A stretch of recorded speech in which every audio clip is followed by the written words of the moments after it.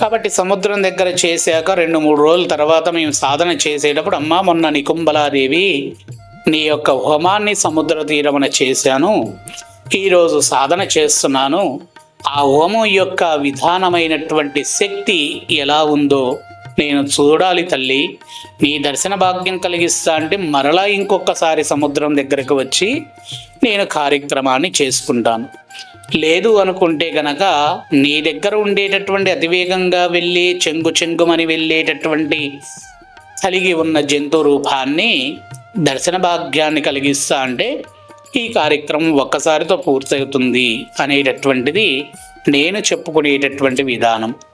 అలా కొన్ని పూజలకు వేగంగా అమ్మ జంతు అక్కడ ఉండేటటువంటి రూపం ఏదైతే ఉందో ఆ రూపం కనబడుతూ ఉంటుంది. కొన్నిటికి అమ్మ యొక్క రూపం కనబడుతూ ఉంది, నికుంబలాదేవి మాత. అలా కనబడ్డప్పుడు మళ్ళా వెళ్ళి కార్యక్రమం చేసుకోవాల్సినటువంటి విధానం ఉంటుంది.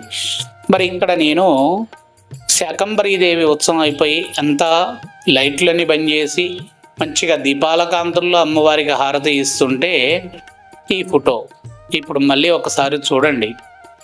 ఈ ఫోటోలో వచ్చింది ఆ ఆకారం. అప్పుడు నేను అనుకున్నాను, వేగంగా అతివేగంగా శరవేగంగా తల్లి అనుగ్రహతో మనం దేవాలయ నిర్మాణము పూర్తి చేయబోతున్నాము.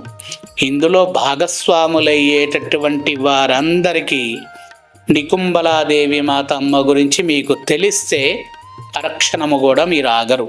ఎందుకు అంటే అమ్మ పూజ చేస్తే అరక్షణములోనే ఫలితాన్ని అందించేటటువంటి ప్రయోగ విధానము కలిగినటువంటి 64 కృత్యలు అతివేగంగా పనిచేస్తాయి.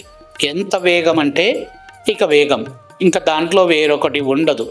అటువంటి విధానము కలిగినటువంటి దేవత అనుగ్రహత మీరందరూ కూడా పొందాలి అనుకునేటటువంటి వారు